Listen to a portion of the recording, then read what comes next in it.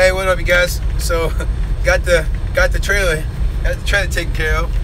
The hatch wouldn't close, so that was a quick fix. So we didn't have to worry about that. Got that squared away. Now we're gonna sit and make some more money. We're gonna sit and make some more money. More money, more money. That's right. We're gonna sit and make some more money. $45 an hour. Boy, that's what we're making. That's what I'm making. Where's that shit?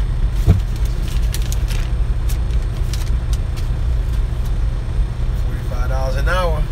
$45 an hour. Let's do the math, shall we? Let's do the math and see how much I'm gonna get paid.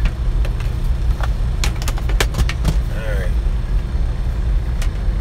Alright, so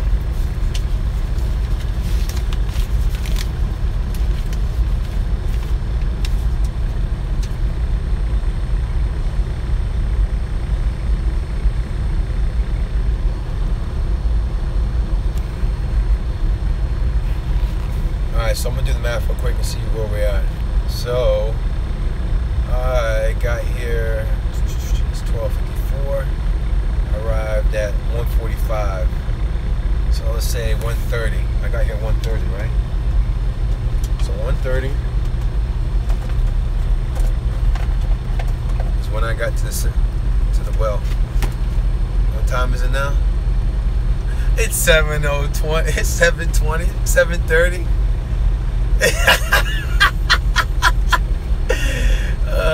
Hold up. Alright, so 1:30, right? 1:30. 1:30. So 2, 3, 4, 5, 6, 7. 7, right? About to be 8. So that's 7 out. Wait, 2. Wait, hold on now. How many hours did I get over there? I got an hour, right?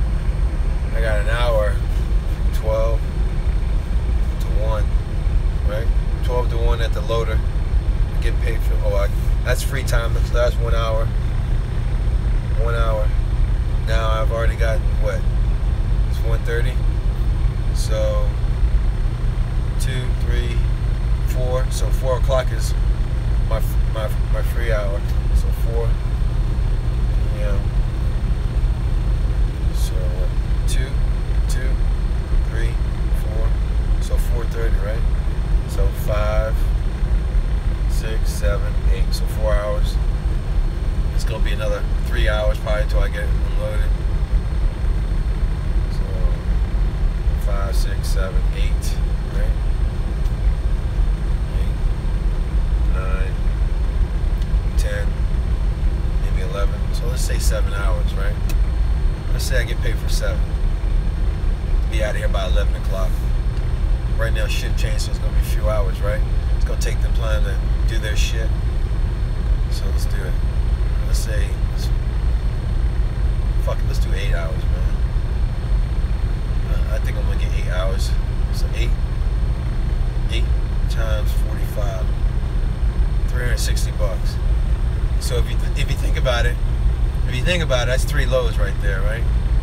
What's 3 divided by, what is it? Let's say 130. 129. Oh, I'm sorry. 129 times 3. 387. 387. That's 3 loads, right? You get paid about minimum $1.29. I mean $129 minimum per load, right? So, or average, you know what I mean? I get, well, no, hold up. Let me look right here. I'll tell you what it is. Alright, let's see.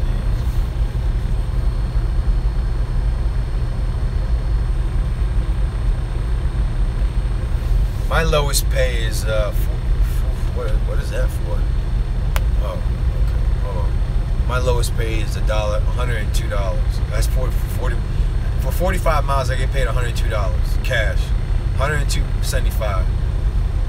$102.75 is what I get paid for 45 miles. So if you think about it, I just made about 3 loads just sitting here for 8 hours. No driving, not doing any driving, just sitting here talking to you guys. hanging out. So I say 45. What is it? Say 5, 6, 7, 8, 9, 10, 11. I probably should be out of here by 11 o'clock. So 7 hours. So 7 times 45. It's $315.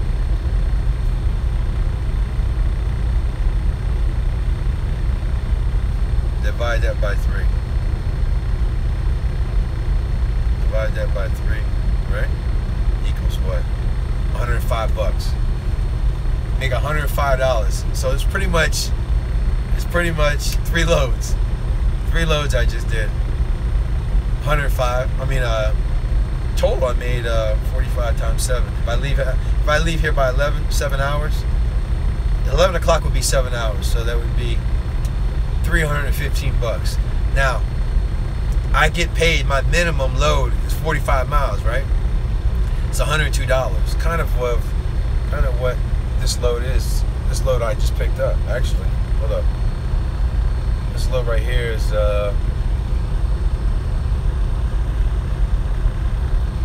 44 miles. So I get paid 102 miles. Yeah, it's 3 of these loads I just did just sitting here these 7 hours. So it's a win-win. I'm either sitting here making money or I'm driving making money. So anytime I step foot on a loader, anytime I step foot on this pad right here, anytime I step fucking pad right here, if I'm on this motherfucking pad and I sit here, I'm making money. But I have to give them 4 free hours though. I gotta give them 4 free hours. Hold on. What was your name, man? Malay.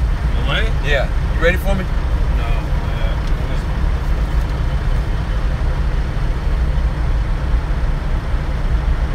I'm just making sure I got everybody in the right order. Cool.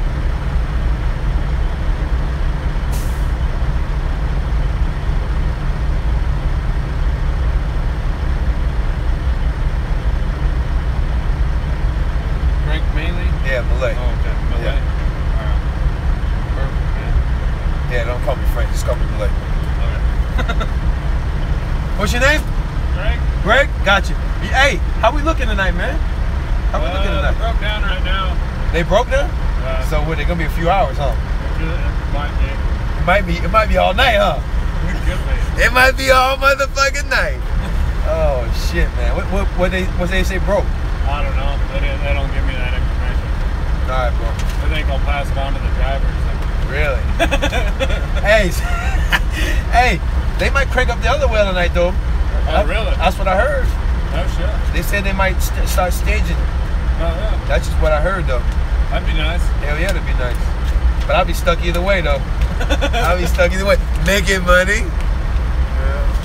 Yeah. All right, Greg, bro. I'll see you in a little bit. All right. Y'all heard it. Y'all heard it, right? These motherfuckers broke. These bitches broke. These motherfuckers stay broke. Stay broke, motherfucker. Stay broke. Stay broke for 2 days, bitch. I get paid like $2 grand. Let's do the math real quick. You want to do the math real quick? Let's say we were down for, it could be 12 hours, it could be 24 hours, yeah. I don't give a fuck, yeah.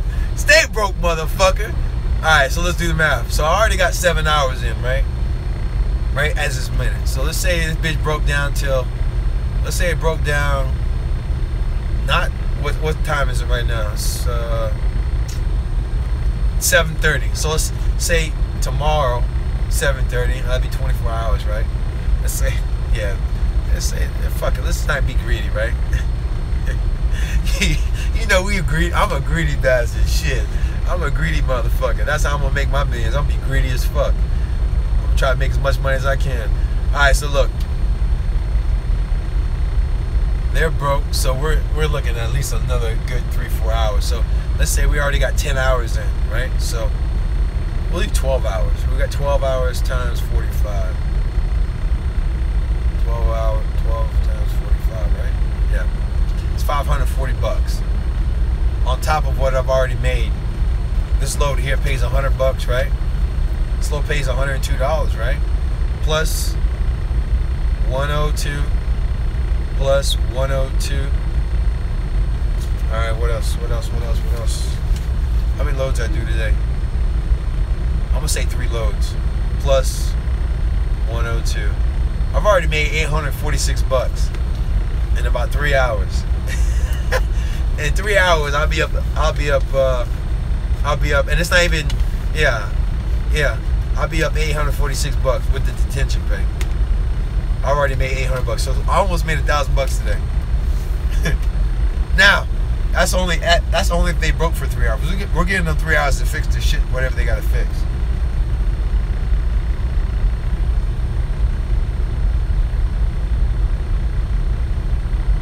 So, yeah. In 3 hours, we'll be up 846 bucks.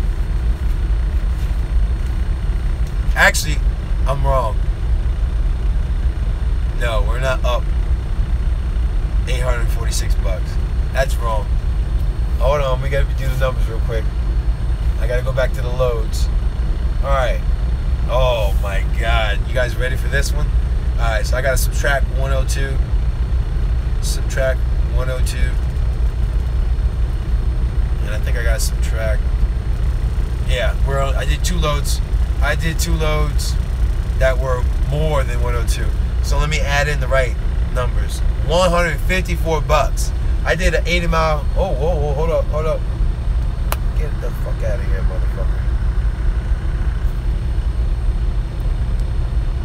Alright, so I did an 80 mile. Man, fucking bitches. Stop texting my goddamn phone, bitch. Natalia, stop calling my phone, man. I'm trying to make a video.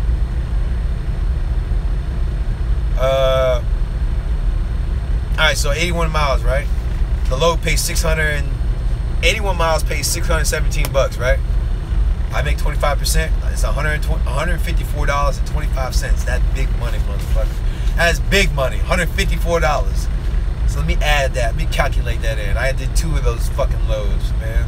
So 154.25 plus 154.25 plus. Wait a minute. I'm off here. Hold on, man. Something ain't right here. Let's do the math real quick. We got 7 hours in, right? So we'll say 10 hours, right? Wait, 7. Wait. Hold on, man. So 5. 5:30, 6, 7, 8, 9, 10, 11.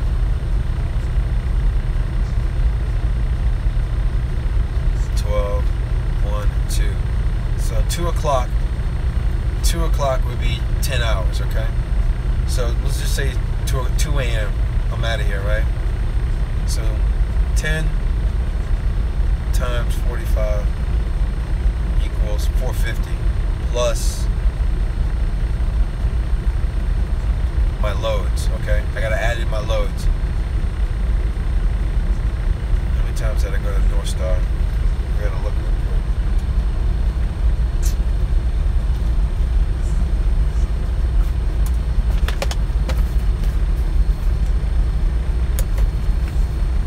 I only went to the North Star once.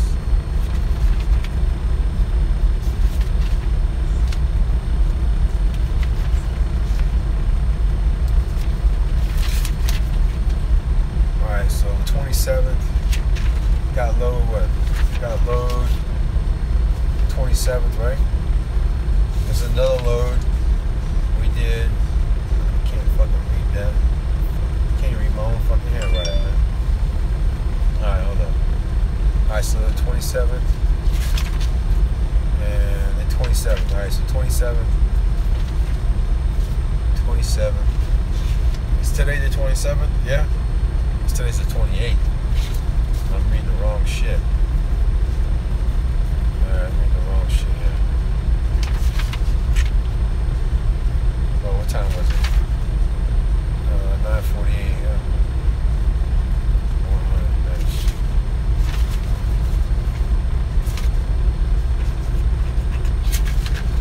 Okay. 9 p.m. So this is the one I did. So this is 1, right?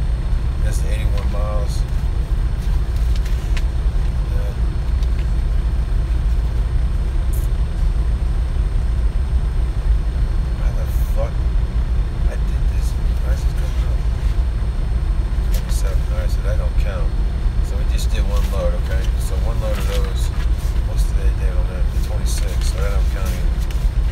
Just that. I think we only did 2 loads, I guess. Huh? No, I did.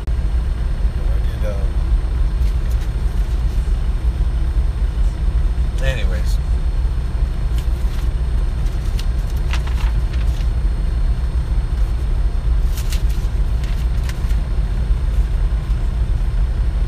Alright, never mind. So we'll just do the loads I've already done already.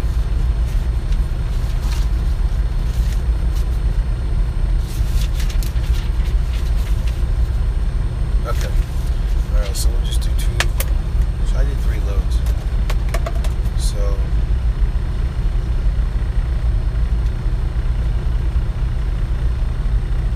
45 times 10, right?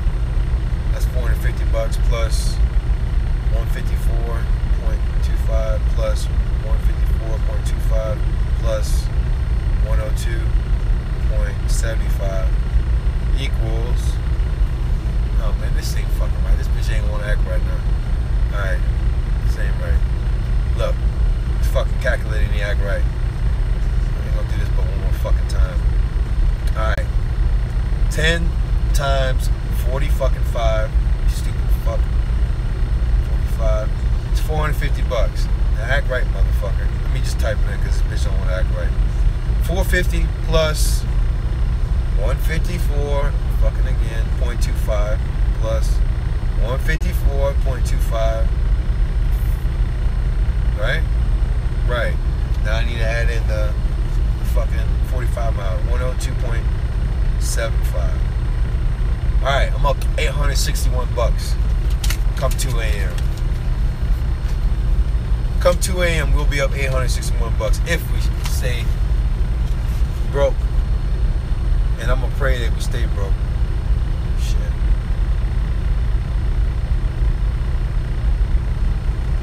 I fucking pray we stay broke. Now, what you guys been saying? Since you're going to nut up spending all that time and wait, you're going to nut up spending all your time trucking. I don't understand what you're saying. You're going to nut up spending. What are you trying to say, Carlos? I don't understand what you're saying, buddy. That says in West Texas, more money, more money, more money. That's right, King. That's good money. Yeah, it is good money, Carlos. Money, money. King, always laughing at me. Tizzo. It could be 12. It could be 24 hours. Yeah. Yeah, I'm in North Dakota, Carlos. More money, more money. That's right. That's right, King. Got detention pay, bro. That's right. That's right, Carlos. They're gonna pay me. I should say they're gonna pay us. Because you guys are here with me too.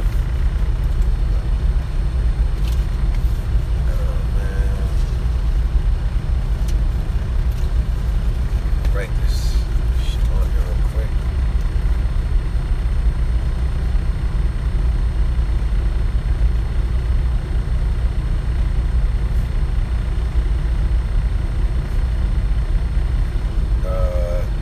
What'd I say, 45 miles? Let's say 44 miles. It don't fucking matter. Same shit. It's all the same pay. It's all the same pay. It's 44 miles. Let me make sure just in case. Because that one number could change it to a different rate. What does it say? 44 miles. I got it right. Let me make sure the pay rate's the same. Pay rate for 44 miles is... Survey says the pay rate is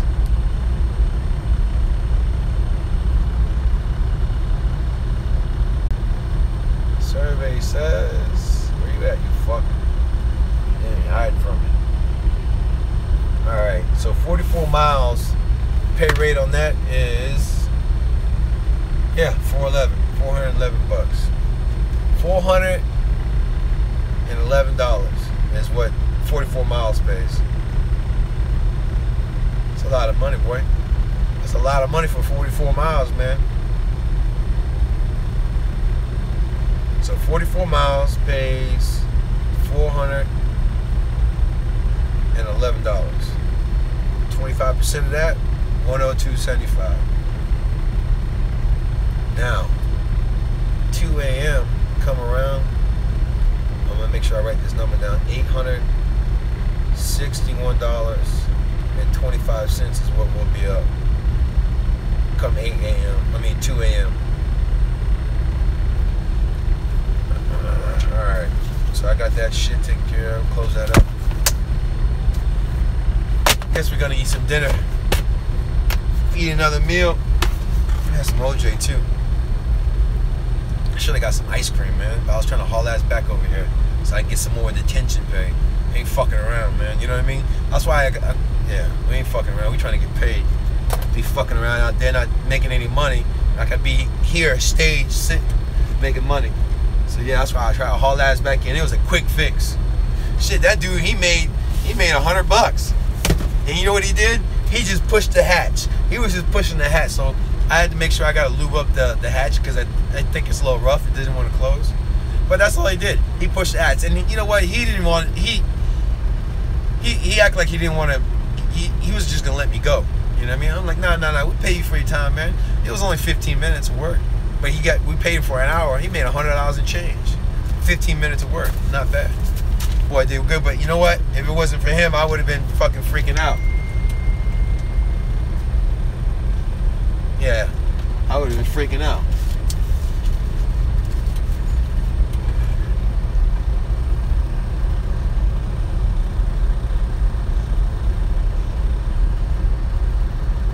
Yeah, I would have been freaking out. I don't know. It's a good question, man. I couldn't tell you. I'm not in fucking West Texas. You got that. You talk to somebody in the chat room. In this fucking chat room, just post it. Maybe somebody, will see the post, make a comment. But that's a good question. It's a good question. Maybe we'll have some Texas boys. I know we'll have some Texas boys soon because everybody's trying to get a job that's on this chat room. I know it's a live stream, but it's a chat room also because that's all y'all doing. Y'all chatting, right? So I'm gonna call it the chat room. So in this chat room, everybody's trying to get a job. Whether it's in Texas or mostly in Texas. Everybody's trying to get a job in Texas. So hopefully, while we keep live streaming, day after day, month after month, week after week, we'll start to see some of these drivers get these jobs in West Texas, and hopefully they'll still be watching. They probably won't have to. They probably will. They probably will keep watching because they'll be driving their asses off. They ain't got nothing better to do, right? There you go. See Dan, he's supposed to be working soon. So like I said, everybody, that's subbing in, hopefully they'll continue to be in the chat room and continue to watch the live stream. And then everybody who has a question, one of the subs will see and they'll post the answer. Because I don't know what the fucking rates are in Texas. But I did hear, coming from a Texan, saying the rates are fucking their money, but the detention pay ain't shit because they ain't getting paid detention pay. That's just from what I heard. It's just take it for what it is. Let's talk. Let's get to somebody who's actually in the field. You know what I mean? If we can get somebody to verify what's going on, then yeah, that'd be great. Cause we got somebody to verify what's going on in North Dakota. And that is me. I'm telling it like it is. I'm telling you my motherfucking pay sheet. I'm telling you what the rates are. I'm telling you what the detention rates are. I'm telling you what the fuck I'm getting paid right now. I'm telling you what I'm gonna get paid at 2 a.m. from, I don't even remember what time. Alright, but I know 2 a.m. I know 2 a.m. is when I'm going to get paid $861.25. You know what I mean? On 3 loads. I did 3 loads, right? 3 loads and 7 hours, 10 hours of detention pay. So 3 loads, 10 hours of detention pay, I make $861.25. So we got the contact in North Dakota. Now we need to contact in Texas. And I think we have a few so far in the lead. We got Mr. Ken, right? If you guys don't know Mr. Ken, he's around. I ain't seen him in a while. He ain't been logging in like he used to. I don't know. But we got Mr. Ken. We got Chase and Andrew. He's trying to get a job in Texas, I think. We got Dan. Dan, he He's a new sub. I don't really recognize him, but he's one of our subs, right? He said he's gonna be in East Texas. It don't fucking matter. East Texas, West Texas, all the same shit. It's Texas. So we'll see what the rates are, man. See what the fucking rates are. But in the meantime, let's cook some dinner. Might order some pizza. You think pizza will come out here? It's only 2 miles. It's only like 3 miles down the road. Nah, I don't want to order no pizza. I don't feel like spending the money. Fucking $30 for a fucking pizza. A piece of shit pizza at that. You know? Papa John pizza, they ain't about shit. But it's pizza. But I ain't trying to I was gonna call. Hey Jason, what's up, baby? I was gonna buy pizza the other day. I hung up on that motherfucker. That bitch said, alright, it'll be $30. I said, click. $30? I was like, shit, I ain't spending $30 for no motherfucking pizza. Hey, I'd rather spend $30. I'd rather put $30 on my stock account and flip that $30, man. Shit, I don't need to spend $30 on no goddamn pizza. That's too expensive, man. And it's Papa John's, man. Come on, man. Papa John's ain't that great. It ain't all that. I like California pizza. That's my pizza. If you ever tried California pizza, give me a thumbs up. Put a thumbs up. Give me an emoji thumbs up if you had California pizza. You know what the fuck I'm talking about. If you had California pizza, give me a thumbs up. And if you ain't had California pizza, I'm talking about California pizza at the California restaurant. You get one of them motherfuckers, boy. Hey, whew. Damn, $30 for it. Yeah. All right, so I'm not the only cheap motherfucker here. I'm not the only cheap motherfucker here. College Head, California pizza. It looks like King is a cheap motherfucker too. He ain't spending $30 on no fucking pizza. That's all I ordered, brother. I ordered a pizza, Parmesan cheese, Parmesan sticks, breadsticks. I can't even fucking talk. I ordered a pepperoni pizza, half and half, right? Pepperoni, and it works on half and half, right? And then I got Parmesan breadsticks. That's it. They wanted $30. I hung up on that motherfucker. I said, hell no. Well, $24 and change, right? Then you tip. I usually tip $5. No wings, man.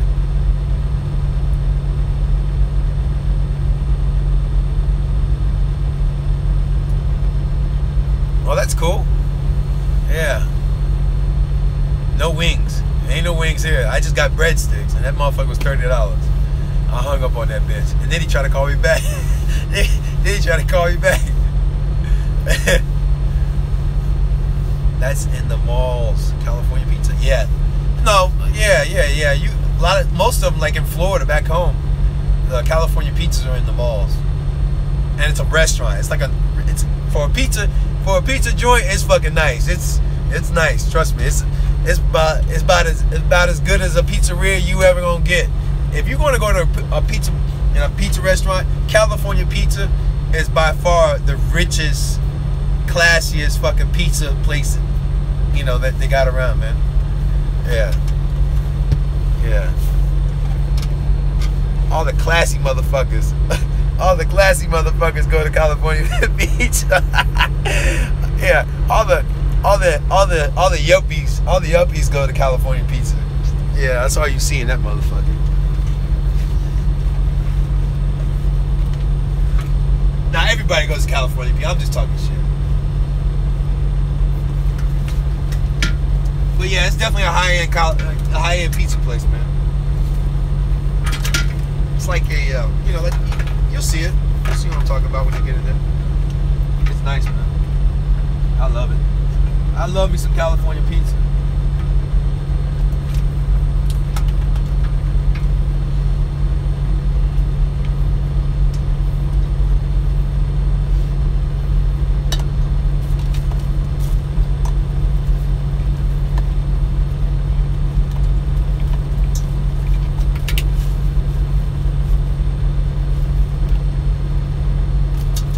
Probably gonna have to get some sleep. A little bit.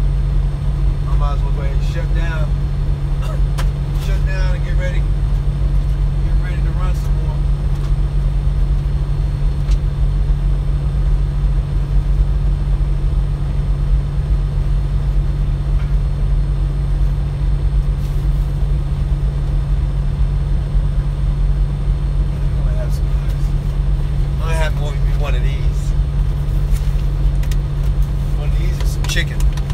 got chicken. I'm gonna cook me one of these motherfuckers. Yeah, I'm gonna cook me one of these bad boys. I haven't had one of these in a while, but I'm gonna have one now. I'm gonna have two. I'm gonna make two of these motherfuckers. I'm hungry. That's why I'm hungry. I am.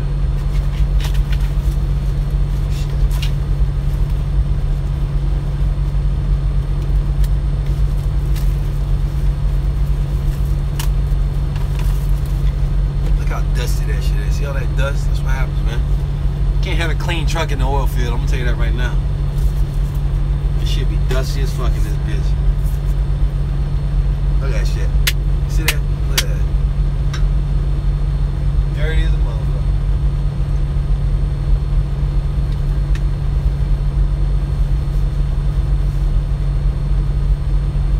Okay.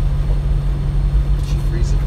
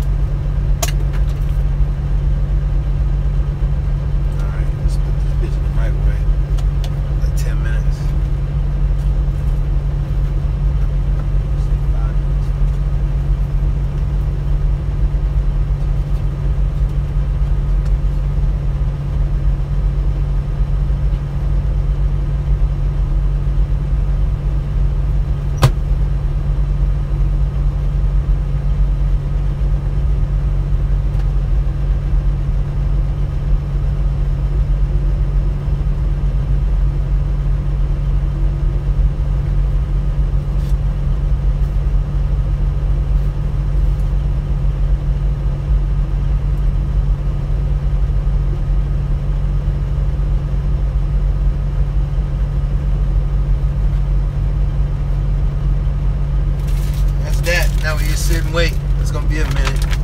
Gotta wait for this bitch to get cold, get hot, and soften up. So it's gonna be like 20 minutes before I can fucking eat. Put a timer on that bitch. Let's say 20 minutes. That bitch should be ready. 20 minutes. I got chicken in the can, so throw some chicken in there. Clean that little hot plate up. Not plate, but a hot plate, but a little pan. Eat out of that.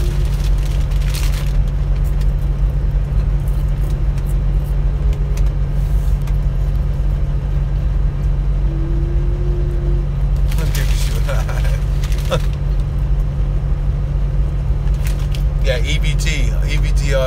exactly what that is.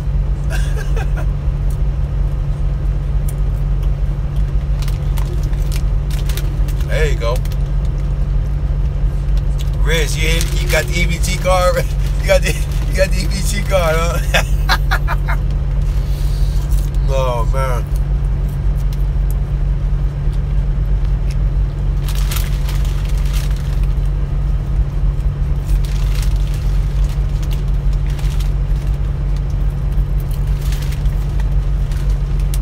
Fucking starving, bro.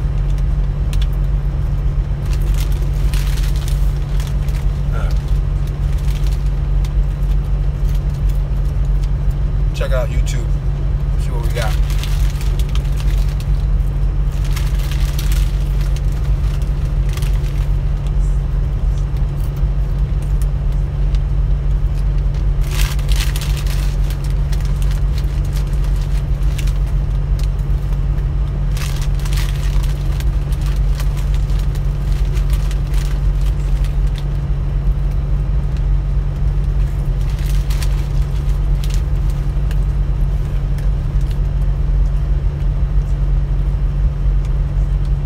Coach says this is how to gain respect from others.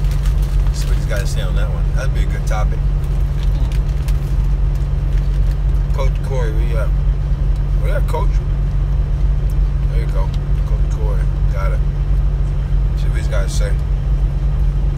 The title is How to Gain the Respect of Others. That's a good topic. That's something that everybody wants to get, right? Everybody wants respect. Let's see what he says.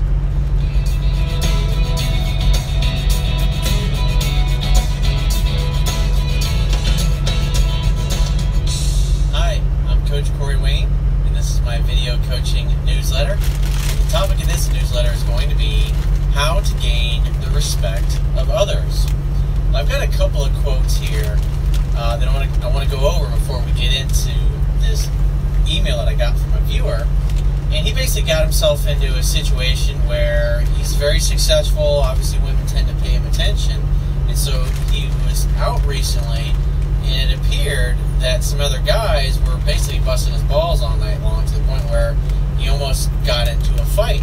And so he wants to know how to diffuse those kind of situations, how to bring a higher level of consciousness to it. So instead of an altercation or something happening, you actually cause people to want to be your friend. And I first want to read these quotes here.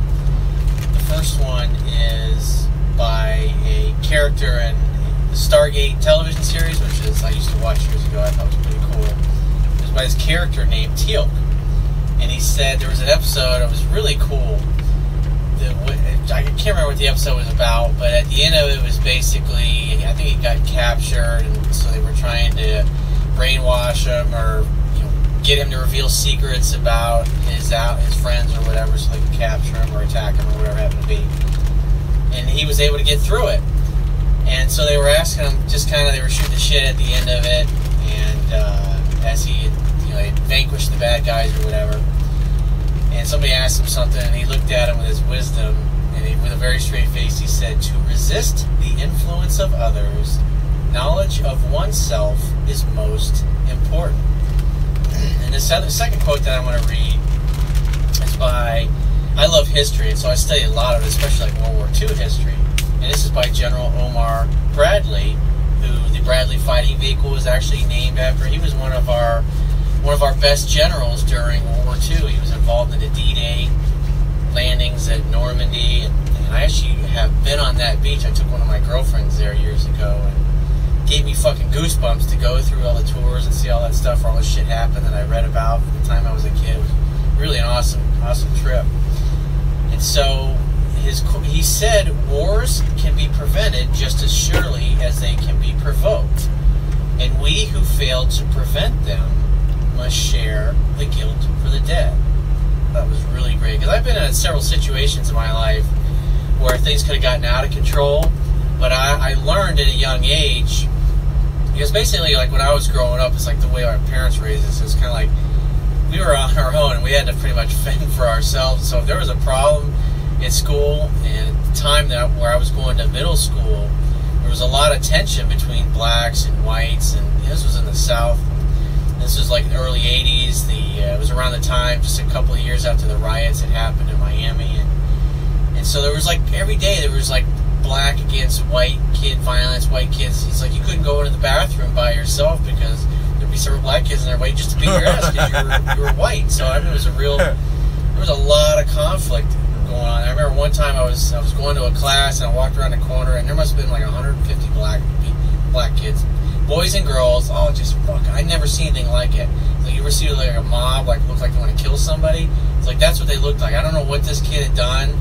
He was, he's walking with his backpack. He was crying, and there was just like 150 blacks just all around him, just yelling, pushing him, yelling hateful things. I don't know if he got into a fight with him or what the hell the deal was, but that was the kind of shit that I saw when I was going to middle school. And so, if you were like some of my friends who were like some of the taller white kids, like if you developed or like you started puberty early, you were getting constantly attacked all the time, and just because there was just so much racial hatred and tension going on in the school that I went to. And so it's like I was a little guy. I mean, it's like I was so short, I could have gotten my ass beat easily. And so it's like every day walking to every class, you had an opportunity to basically get into a fight just by somebody looking at you that didn't like you or whatever. And so the way I learned to adapt and get through it was to make friends. And so I basically made friends with some of the toughest, most badass black kids that I went to school with, and I became their friend. And they used to call me Little Man.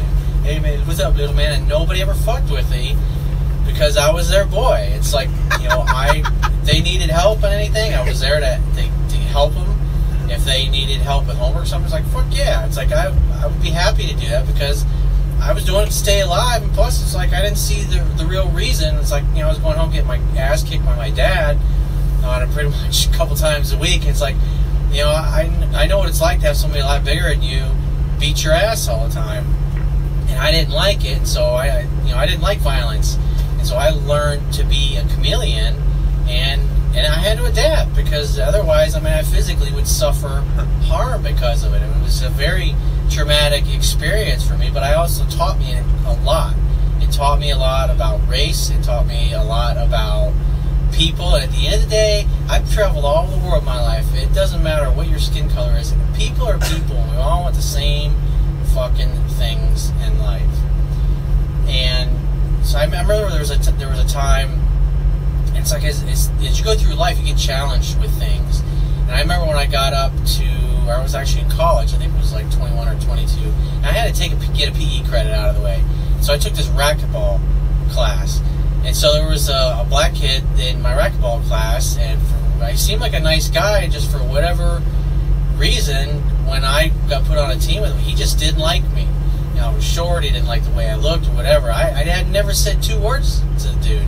He just didn't like me. And so like whenever we were playing a game, he would always fucking beam me in the back with the ball. It's like you know, when you're playing racquetball up against the wall, and you're standing there facing the wall with your racket, and it's like every time this dude, a ball went behind me and he was standing behind me and I was up in like the middle of the court, he wouldn't hit the ball back to the wall. He would fucking beat me and he'd go, what are you going to do? What are you going to do, white boy? And that's kind of, and just trying to, like, for whatever reason, he decided he wanted to fuck with me, he wanted to pick on me or whatever. And I kind of been through this, you know, I was like, it's like all these things are going through my mind. I'm thinking, you know, I could just totally explode on this dude, but he's not expecting it, and just literally beat him to death. I mean, I envision this. I could beat him to death on the court with my racket, and I'm thinking, okay, well, I could go to jail, I get kicked out of school. I was like, all these things are going through my mind. I'm thinking, I can't believe it. It's like, why am I having to fucking deal with this shit? You know, like 21, 22 years old. It's like, I don't want to get into a fight. I'm just trying to get my fucking credit. It's like, why don't this fucking guy leave me alone?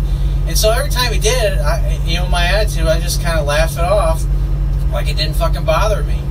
And then what happened, this was the interesting thing that happened, it's like after he saw that no matter how much hatred he threw at me and how much, I mean, he was literally beaming with the ball several times during class, after a week or two of interacting with this kid, eventually he just like, he gave up.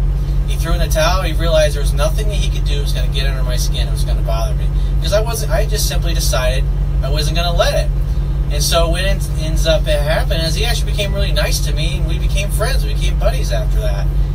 And you know, I'm not saying he lets me beat your ass or whatever, but it's like when I was looking at what was going on, I just didn't let it get under my skin. I didn't let it bother me. And so there's a couple of situations where it's like sometimes you're faced with that. And then so there's another situation I'm going to tell you about. It happened years later. I was in a bar, and so this guy, he writes me and he says, "Hey Corey, thanks for all your advice and your videos, and they're really helpful a lot.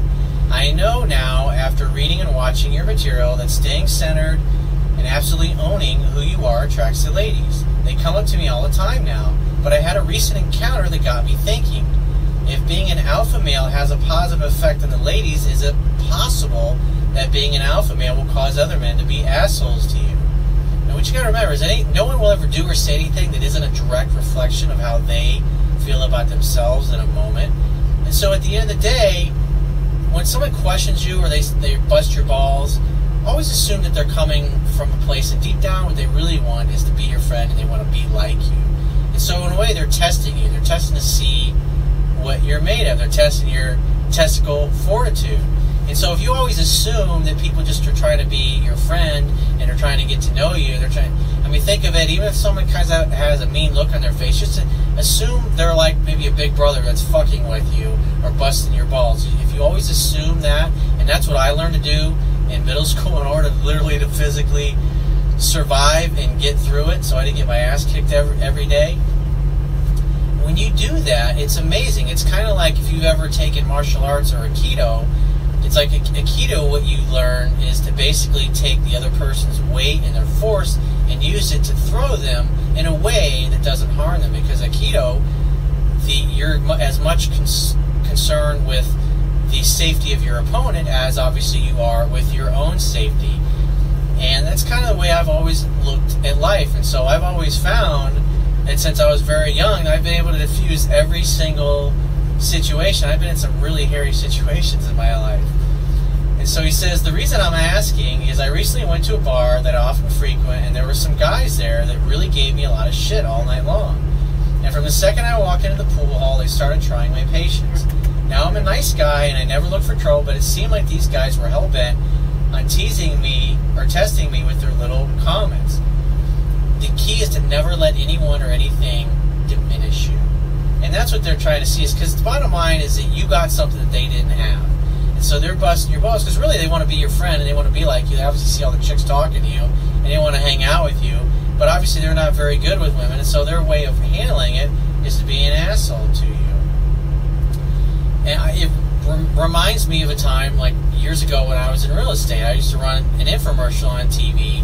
I used to do a lot of 30-second spots in the news. And so a lot of times when I would go out, I would get recognized. And one time I was at a pool hall with a buddy of mine.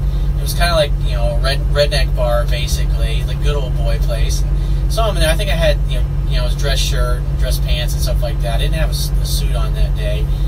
But, you know, I was dressed up, kind of, because I had just come from work with one of my buddies that I worked with. And so as I'm playing pool, this guy's like going, "Hey, are you that dude on TV? You got that real estate TV show?" And I was like, "Yeah, it's a TV commercial for our business." He's like, and then the next thing out of his mouth is, "That thing's really annoying." And he just kind of had this, like, he's busting my balls, because he's basically, his attitude is, "Oh, this guy's a rich fucking dickhead, and he's probably a fucking snob, and he's an asshole, so let me see if I can provoke him." That's kind of basically what he's assumed. He assumed that I was a dickhead, basically. And so his test was to see if I was a dickhead or not. And so when he said that to me, he's like, "That thing's really annoying." And I said, "Yeah, but what's the name of my company?" And he, like, right off the bat, he said the name of my company. I said, "See, you remember it, don't you?" And I said, "Well, it obviously accomplishes its purpose." And he laughed and he joked, and then I walked right over and I put out my hand. I was like, "Hey, what's your name?" And he told me his name, and I shook his hand. I was like, "Hey, nice to meet you." I think I bought him a round of beers, and then it's like, he went around and everybody in the whole fucking bar, "Hey, that's that fucking Corey guy from blah, blah, blah, the TV show."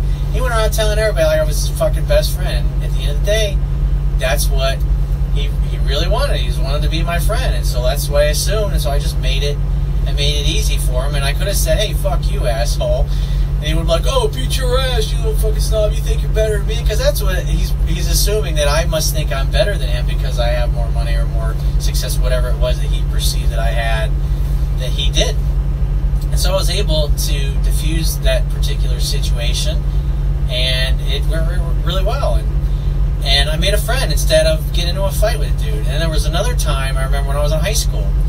And I mean, this can happen to you sometimes if because you never know, you're going to be talking to a chick and it turns out she's got a boyfriend and he's there, but she hasn't mentioned him or anything. And you're just, bullshitting away, and then he comes over. And so I remember I was in high school, it was a party, and I was I had my arm around a girl she's married to a good buddy of mine now, but she was dating some other dude, and he was very jealous and insecure. And we were just talking. I had a few drinks in me. I had my arm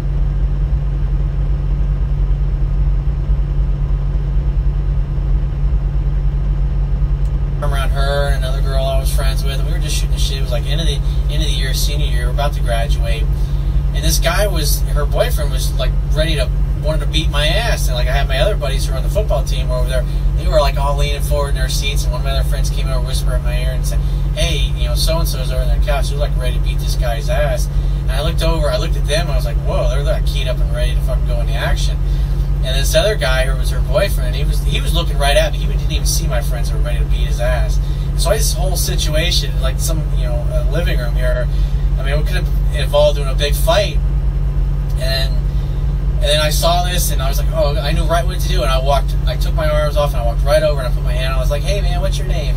And I introduced myself. I was like, hey, I was like, hey, I'm really good friends with I understand you're so and so's boyfriend. Like, oh, it's nice to meet you, man. It's like, she's great.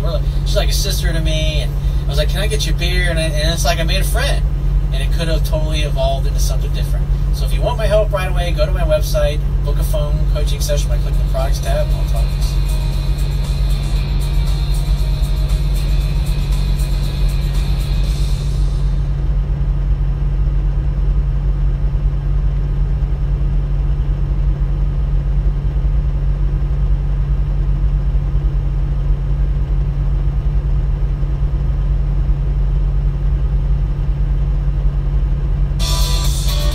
This event has really committed me to say, you know what? You don't have to settle. Getting back the spark in my life that my sister says has been missing for like 3 years. It's absolutely life-changing. Has to happen. It's been transformational. What we're going to learn here in these next few days is what controls every thought, every feeling, every emotion of your life. So we're going to discover who we really are.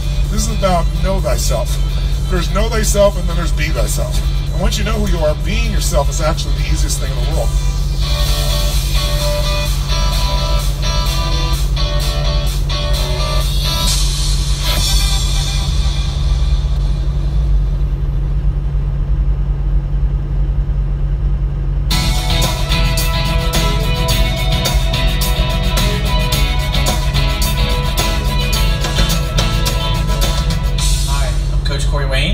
My video coaching newsletter. And the topic of this newsletter is going to be nice guys get no respect. Well, I've got an email. I actually got 5 different emails I'm going to go through with you today. But before we get into it, I have a quote I'd like to share with you. And it says, nice guys finish last. Why? Because in their minds they put themselves last, and their desires, needs, and wants always come secondary to the needs of others. They tend to let people take advantage of them and never stand up for themselves because deep down they either believe that they don't deserve to be treated with respect, deserve what they want, or don't feel that they have anything of value to offer others. You don't get what you deserve in life, only what you negotiate. And no one will ever do or say anything to you that you don't invite them to do. Well, as I was sitting here coming up with this quote, it reminded me of a guy who used to be my best friend for a lot of years, a buddy of mine that I went to high school with. And the funny thing was, my parents never liked this guy. And I remember when I was, I was right before I turned 21. It was like 3 or 4 months before I turned 21. I was 10 in bar. Actually, no, I take that back. It was before I was 10 in bar. And I basically had saved up about, I think it was like $3,500. I was going to use as down payment to get a new car, like my first new car ever. And one of my buddies, this guy was a very good looking dude, and he was fantastic with women. He was just able to get really...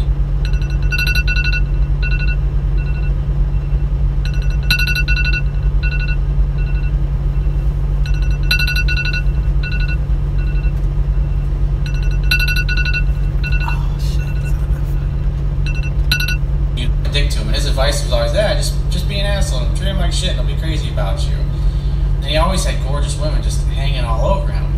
Well, he was a male model, and he would have times, this was like 20-something years ago, where he'd go and he'd make $30,000, $40,000, $50,000 in a month doing these advertising campaigns and stuff. But he was doing coke, he was drinking a lot and partying, and so he was always blowing his money. And so I looked, I was like, he should be able to make $3,500, no problem, because I think I was making like $7, $8 an hour at the time working at a retail job. It was for Surf Merchandise I was working for at the time. I don't think the company's even around anymore. But I gave him this money so he could get into a place and get his electric and everything set up. And then he just was doing drugs and drinking and not really doing anything to earn any money. He wasn't really making much of an effort to pay me back. And he knew this was money that I personally had saved up. And obviously I wasn't making the kind of money that he was making to buy a car. And to make a long story short, he basically ended up saying, hey, here's my Harley. You know, we're going to put it on consignment. And when it sells, and that'll give me the money so I can pay you back. And he just like didn't make any effort. He just like didn't lift a finger. He was just kind of a dick about it. And so he was set in consignment for like 2-3 months. Still didn't sell. And I finally was like, fuck it. Go get the damn motorcycle, bring it over to my place, and I'll take copies of it and I'll put it in the Auto Trader. And I ended up doing that, and I ended up selling the thing. I actually got a little bit more money than what he actually ended up owing me. He was like, hey, you can keep it. But it's like he just never made any effort to do anything to honor the fact that I had helped him out and basically taken the majority of the money out of my bank account, which I didn't have a lot of money back then, to help him out. And it was funny, it's like about 7-8 years later when I was doing really well, we were actually living together, we were roommates. This was like right after I got my divorce. And I was in real estate, I think I was making about $150,000, $160,000 a year. And so my partners were like, dude, you should get an exotic car. You should get a sports car, you should get like a Porsche or something. And so I had a car that I really had my eye on. I thought it was a cool car, which was a Lotus Esprit, twin turbo, 3 Fucking piece of shit. It was the kind of car they used to use in all the James Bond movies. It was a great looking car, and so we drove down to Palm Beach Motors because I was living in Orlando at the time, and I remember because I had a baby face, and I remember walking in and I was like, I want to test drive the Lotus, and the guy looks at me, he's like, you look like a fucking child. I could just tell the look on his face because I'd seen it so many times because I always had such a baby face. He says, are you serious? He's like, yeah. I said, see that? That's my rental car. We drove down here from Orlando. It's a one-way rental. And there's 3 Lotuses in town that I'm looking at. One of them, I'm driving home. He was like, all right. I got the keys. I drove it. I was like, this thing's awesome. It was red. It was fucking beautiful. It was a beautiful car. So we bought the car. I drove, we hang out, went to lunch with this guy. He was actually pretty cool salesman. And then afterwards, we drove back to Orlando. And the next day, I drove it to work. And then my buddy, my best friend at the time, he was doing well himself, and he was selling homes in a new home community down in Kissimmee, or it's actually called Davenport. And so he's like, oh, let me take the car to work, man. And I was like, all right, sure. And so I let him drive it to work that day because I had another car. It was like a 12. Fucking nice guy. And then it's like 2-3 hours later, I get a call. He says, dude, he's like, I'm so sorry. He's like breathing kind of heavy. He's like, I wrecked your car. Hey man, look here. When I get this Lambo next year, ain't nobody driving my shit. I don't give a fuck if you my best friend, my brother. Yeah, man, you fucking crazy. I ain't gonna let nobody drive that bitch, man. You fuck around and you wreck that bitch. It's a wreck Lambo. You can't make no money off of that motherfucker, man. It's a done deal. I don't even know what the fuck the insurance company does. I don't even know if they even cover that kind of shit. Hell no, man. Fuck no. I won't let nobody drive my shit. I won't let nobody drive my shit, man. Not even my bitch. You know what my wife told me? She's like, you get that car, you ain't driving it unless I'm in that motherfucker. You don't never get to drive it. That's a Puerto Rican for you. Fucking, oh my God. Don't get me started on her. I went, what? Fucking I was like, psycho. dude, that's not even fucking funny. You go fuck yourself. He says, no, I'm totally serious. I was like, are you fucking kidding me? I was like, dude, you had the thing for 2 hours and you wrecked it already? And so so basically what had happened was he was kind of hot rodding it around, showing it off to some other guy who was a salesman. I think the guy used to bring clients in there or something like that and sell some of the homes that he sold this new home community. And there was sand on the road, and basically what happened is the back end, because the engine was in the back of the car, so the car spun around, hit this concrete light pole, and snapped the light pole right in half. And luckily it fell the other way, because if it had fallen on top of the car was all fiberglass, it would have crushed him and the dude was in it, probably killed both of them. And so they ended up towing this thing. He had it towed to where we lived, and the thing was leaking gas. So the apartment company, they call a tow truck and have it towed to it. So I get home expecting to see my car. It's not even fucking there, because they had it towed to this lot. Then I had to, find out where the thing was at. So I drove to where it was at, and it was still dripping gas. It was like the whole, it was like there was about this far wide, just where the pole was smashed in the side, right behind the driver's side. Damn. And crushed in the side of it, and it had 2 gas tanks, and so it crushed the gas tank behind the driver's side. So we had it flatbedded down to Palm Beach Motors, and they basically had for like 3 or 4 months, because the Lotus plant, apparently they shut down for like a whole month at a time while they're fixing the car.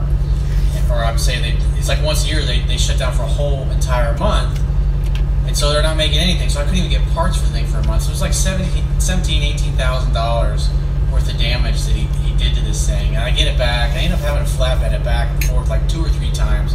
And he didn't even go down there with me to get the fucking car. I had to actually get one of the girls that worked for me to drive me down there so I could pick my car up and drive it back. And it was just the kind of shit that he did. And I finally, like, when I got to be about 30, 31, there's some other shit that he did. I was just like, fuck it, It's like, this guy is he's bad news. And he's just not a good guy. He's just constantly taking advantage of me. I was just finally getting to that point where I was getting into my own power, and I was tired of this nice guy bullshit. I was tired of letting people walk all over me just because I've been friends with them since high school. And I stopped hanging out with him, and I pretty much never talked to him again. I ran into him about 5 years ago.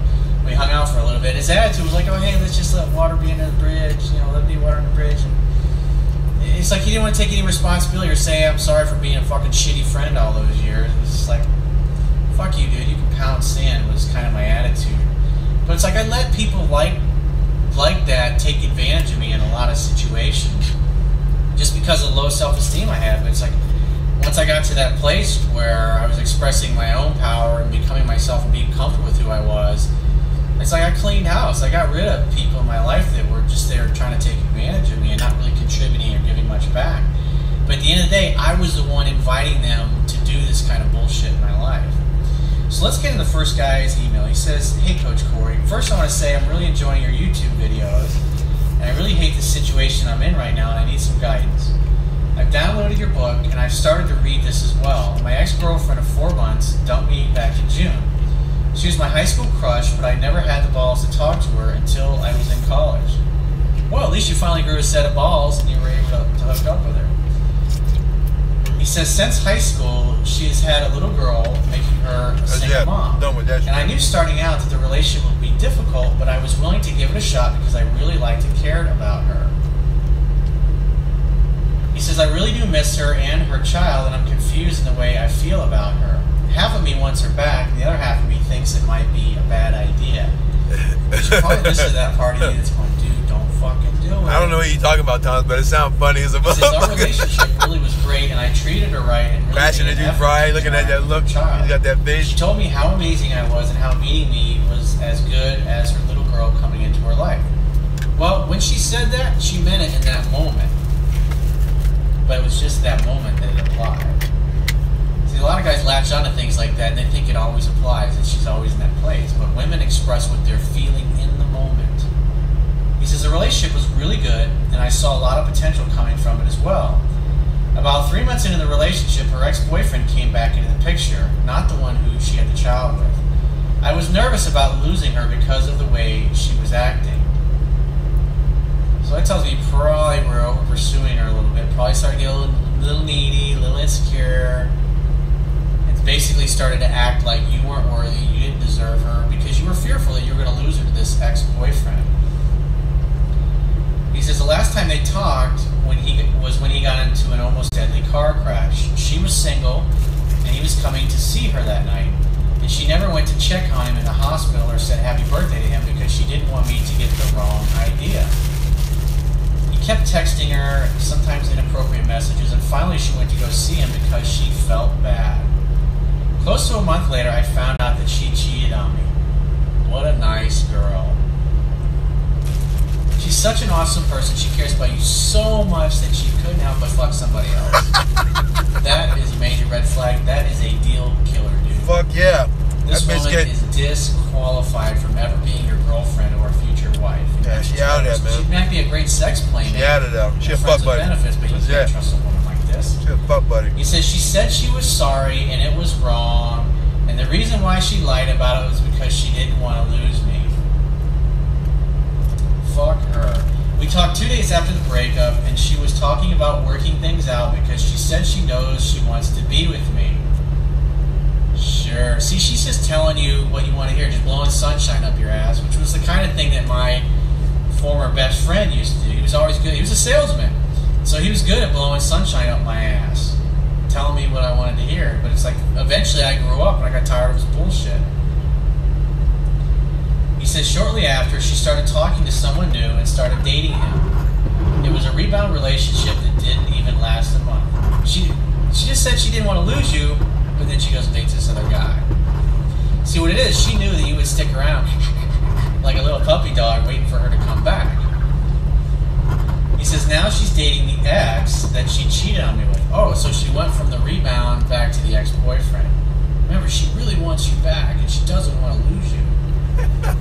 See how we bullshit ourselves when we have low self-esteem or when we don't think we're worth it or we deserve it? This is a bad way to go because you will always get fucked over with that kind of attitude. Not only in life, but in business as well. In career, you let other people step all over you and you want to stand up for yourself. That was part of the problem I had with my business partners, because when we arranged our business agreement, I had agreed to some things that really were unfair. Both my partners admitted were unfair, but their attitude was like, hey, you know, deal's a deal, too bad. And that was like what sowed the seeds of eventually me wanting to get out of business with them altogether and saying, fuck it, it's just not worth it. He cheated on her in a previous relationship, and he's a lowlife and a druggy bad boy. But at least he stands up for himself. That's the attraction with the bad boys, because they do what they want and they don't fucking care. And women are always going to choose a guy that they can't get their way with versus the nice guy doormat that they can walk all over. He says she knows the relationship is toxic, but in some ways she feels addicted to him. He was her first love. Part of me wants her back because I really did love and care for her and her daughter. It's not so much that you want her back, it's like what you want is you want the way you used to feel when you were with her. You got to understand that. But at the end of the day, this woman is who she is. She showed you her true colors. He says, I think she will eventually regret her decision and realize I'm a good guy. You being a good guy and being a nice guy didn't matter. She still walked all over you and she was able to get away with it. And she knows that you'll probably take her back if she wants you back. That's why she's choosing these other guys that she has to work to get. She gave me the let's just be friends speech when we broke up. And I told her I was not interested in that and I never had any intentions of just being friends. Well, good for you. That's the one thing I hear that you've done right so far. He says, I walked away and I've not talked to her since she started dating the rebound guy. I need guidance on what I should do and also what I should do if she were to ever come back. What you gotta understand, you can't ever get into a relationship with this girl again. She's just a sex playmate. So if she reaches out, you should have the attitude, hey babe, I'd love to see you. When are you free to get together? Home free Wednesday night. Great, how about 8 o'clock, my place? Why don't you grab a bottle of wine and come on over? We'll hang out, we'll make dinner together. Hang out, have fun, and hook up, and that's it. If she starts talking about getting back together, oh, I'm so sorry, I didn't mean to hurt you. Just say, let's forget about the past. And if she talks about the other guy, say, I don't care about them. They can keep you busy when you're not with me. And have that kind of an attitude, but don't ever bullshit yourself into thinking you can actually have a good relationship with this girl. She's just somebody to hook up with, and that's it.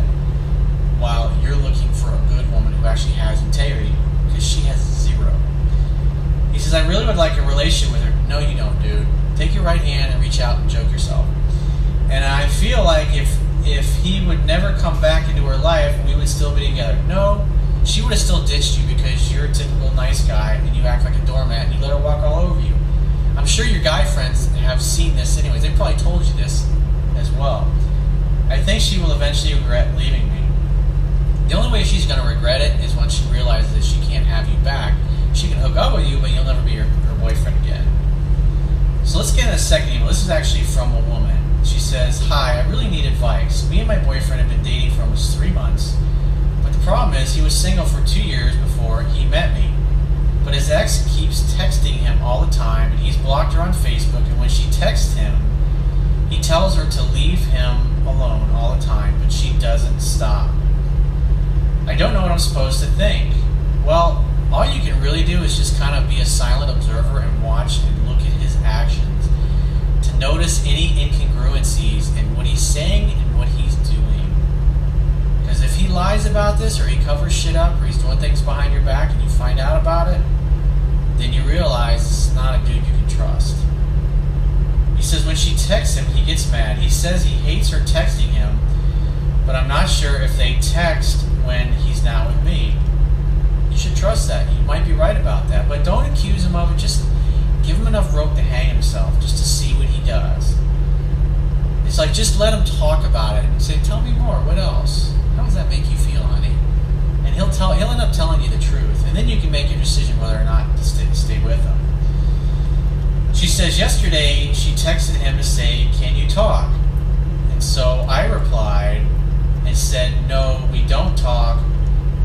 And she said, and so she responds, "You said you would call me." Oh, that's interesting. So obviously you had a hold of your boyfriend's phone, and so you were acting like it was him texting her. So I asked him, "Why would you call her?" He said, "Because I was going to tell her because she won't leave me alone." My spidey sense would be tingling there. He tells me he doesn't want her back, but I don't know what I'm supposed to think when the ex texts him all the time. Well, like I said, I would just observe and watch and see what he does, because you should be saying, "Hey, look, you need to cut off all contact and just ignore her text."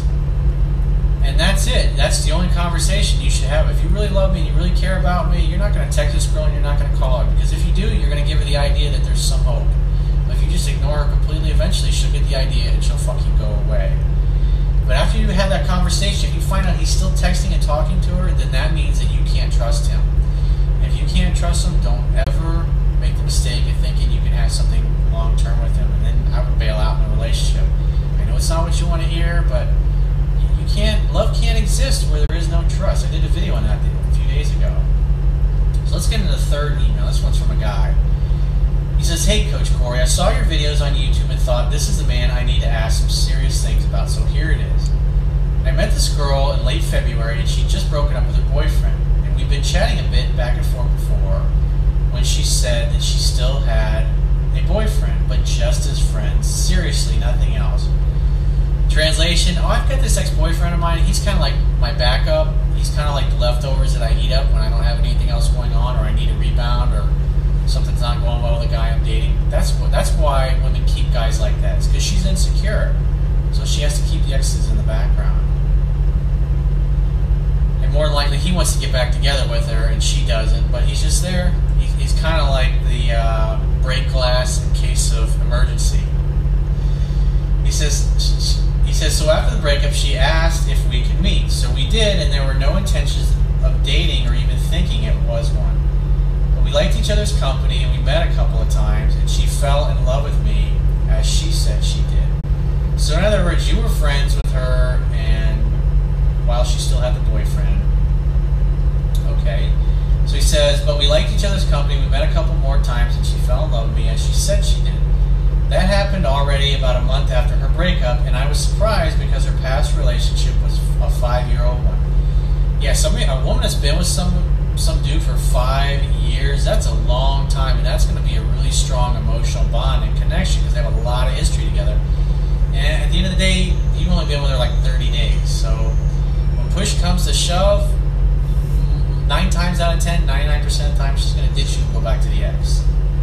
It's like you're playing with fire in that kind of a situation. And that's why your game has to be solid and tight. And at the end of the day, if she screws around and goes back to him, she has no integrity. And that usually happens when you're dealing with an insecure person. He says, so I was actually feeling myself like I was a shit, to be honest. But it turned out after a couple of months later that she wasn't over it. Well, that's obvious because they were together 5 years. It would take like 6 months to a year to completely get over him. He says, I knew it could hurt me, but I told her that it was my own battle. So in other words, you kind of gave her permission to screw around on you because you take responsibility for it. He says she told me the whole thing and about her feelings. She felt that everything just went too fast and it was out of control, but we still talk, but sometimes with the distance and sometimes closer. We've been kissing a lot, but without sex. Uh-oh, typical nice guy behavior. Because I think she's the type of girl that just don't give it up before she's really sure what she's doing. Yeah. Mr. Nice Guy, I want to be respectful. Hang out, have fun, and hook up. Say it all the time. She was very attracted to me, and we even talked dirty, and I even touched her without going any further because I respect her and I want her to fall in love with who I am before having sex. That's a bad way to go, because you're being typical Mr. Nice Guy, and you're thinking, oh, I gotta do all this, I gotta be Mr. Nice Guy, oh, I don't want to touch your boobies, I don't want to touch your nipples, I don't want to have sex with her because I want her to love me for me. It's all that communicating to her is that you don't have confidence and you're not sure of yourself, and you're a typical nice guy. And when you act like a nice guy, guess what? You're inviting her to jerk you around and blow you off and dick you over. Because since you're not having sex with her, she's probably having sex with the ex-boyfriend. And she told you, she was honest. She says, hey, I'm not over him yet. So in her mind, she's got her out. She told you, she was honest and upfront. Hey, I'm still not over him. And we're not sleeping together after all. There's no tie, there's no bond. She's not your girlfriend at this point. And she's also telling you that things are moving really fast between the two of you. So in essence, it's her saying, hey, I'm thinking about going back and sleeping with my ex-boyfriend. Now she's telling me that she don't feel ready for a commitment in a relationship, which I understand. Of course, the nice guy always understands.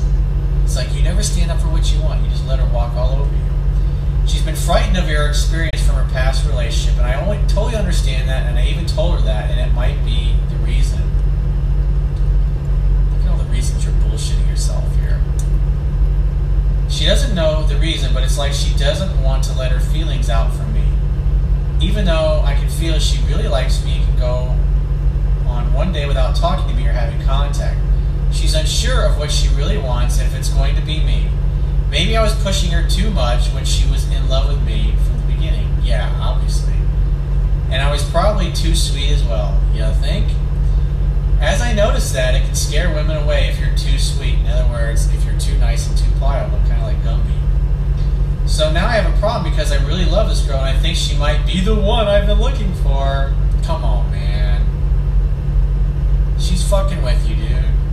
She's jerking your chain and because you're projecting your fantasy onto her, you're letting her get away with this bullshit. I've known her for more than 10 months now and we've had contact almost every day, so you basically become her therapist.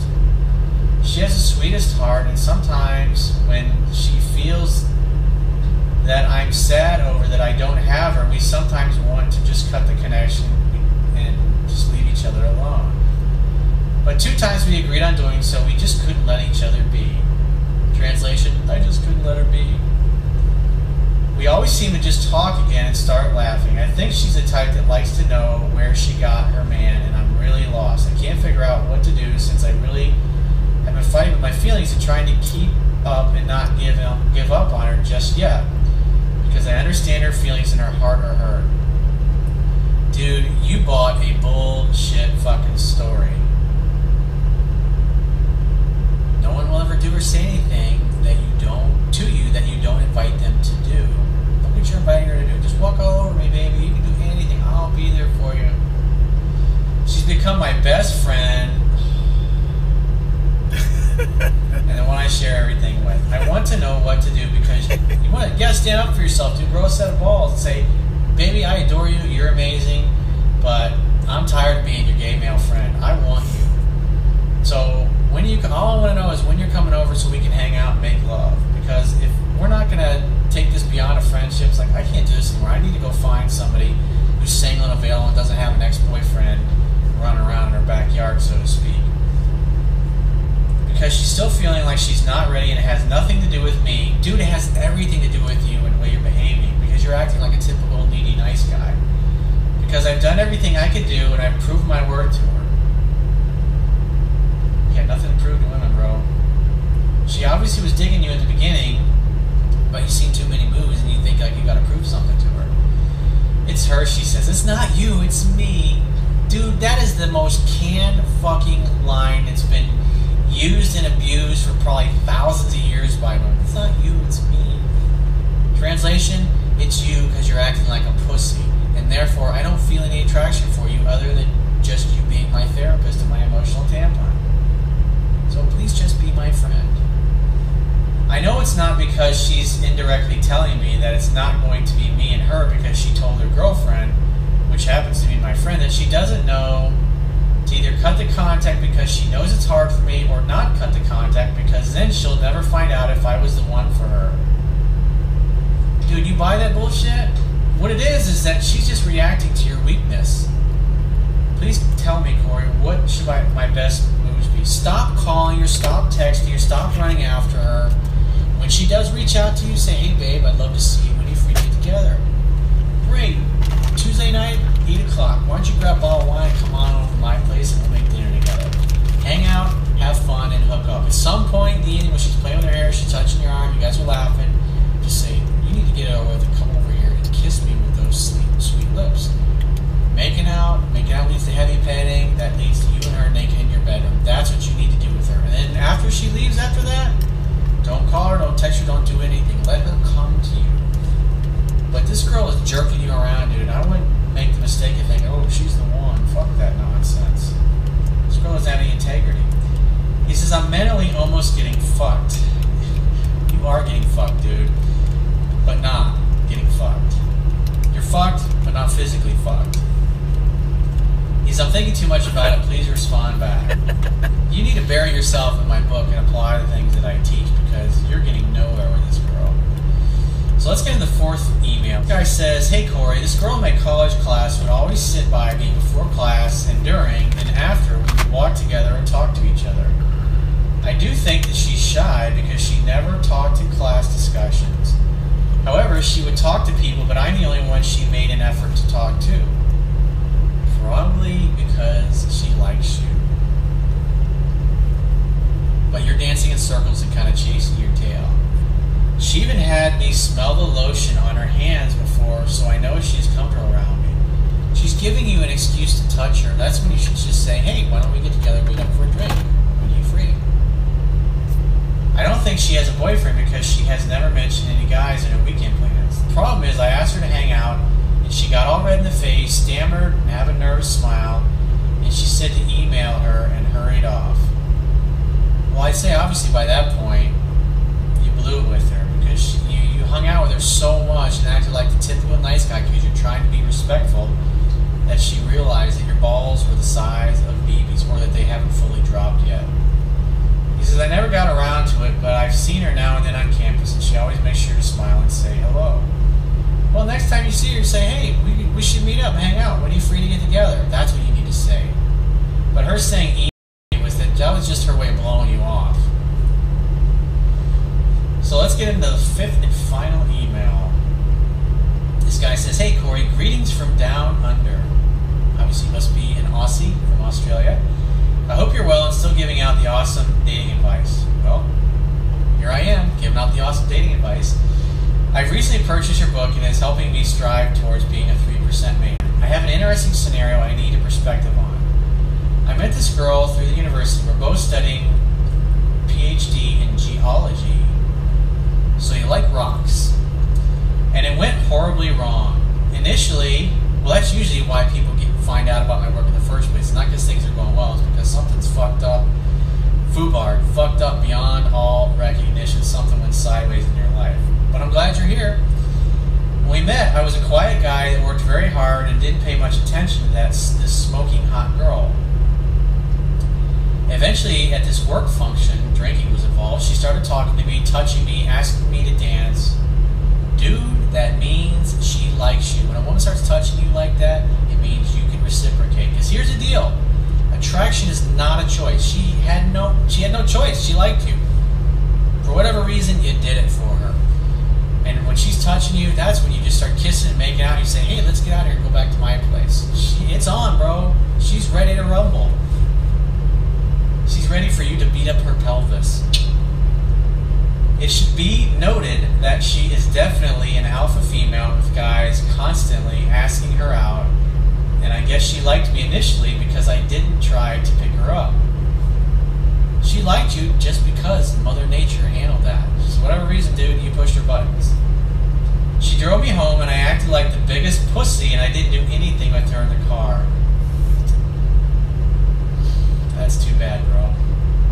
It should also be noted that I have no experience with women at 26 and the car incident reinforced that. I did stupid things like this when I was younger too, man. I did this in my teenage years. It's like I was clueless so many times. Like, just the memories are coming back now as I think about them. 20-something years ago. Fuck, it goes by fast, dude. That's why you need to learn this shit and apply it, because before you know it, you're gonna be my age. To cut a long story short, once I realized that I could have gone further that night, I began to chase. Needy, I know. Over the coming months, this obviously went on for way too long, I told her how I felt, more needy behavior, he says, and she kept telling me she wanted to be friends. I didn't listen. Until she blocked me from Facebook, avoided me, and said she never wanted to see me again. I'm a stalker, right? Yep. That's too bad, dude.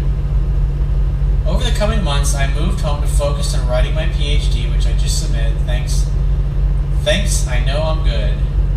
However, it was a very public breakup, and everybody in the apartment knows about it. Because you were probably talking to everybody going, oh, I don't like this girl. Why is she not liking me back? Why didn't she respond to my Facebook messages? I went through a difficult period of isolation and embarrassment. Well, who cares? You're going to get your PhD and never see these fuckers again anyways. So what? I don't talk to anybody that I knew from college at this point in my life. The only people I kept in contact with was the buddies I made in high school. He says I did not contact her for months, even though sometimes I would get group emails where she would make it clear she was attending an event. I know I'm reading too much into this, but I felt like she was feeling guilty or something and was trying to apologize and be friends again. Dude, if she wanted to get in touch, she would. You were definitely bullshitting yourself here. To avoid re-entering the friendship zone, I avoided her. Don't worry, I was going out and seeing other women in the meantime, but I still really like her, and she knows that. Yeah, dude, she knows you're a stalker. And I recently went out to the university for a seminar and saw her there in the lecture theater. After it was over, she walked all the way over to my side. She didn't need to, and turned her head and said, hey, how's it going? I would have said, hey, it's going awesome. What are you up to? You been thinking about me? No. Well, why'd you come over to say hello? Obviously, you've been thinking about me. Let's go grab a drink and hang out. That's what you should have done. I waved and said, hey, what's up? There was group drinks afterwards, and she left quickly before I could talk to her. I then emailed her later on my phone. More chasing, dude. I wouldn't have done that. It said it was nice to see you and good luck with this thesis submission, hoping she would respond. But she hasn't so far. Well, that's predictable. And 4 days have gone by. I was going to ask her out.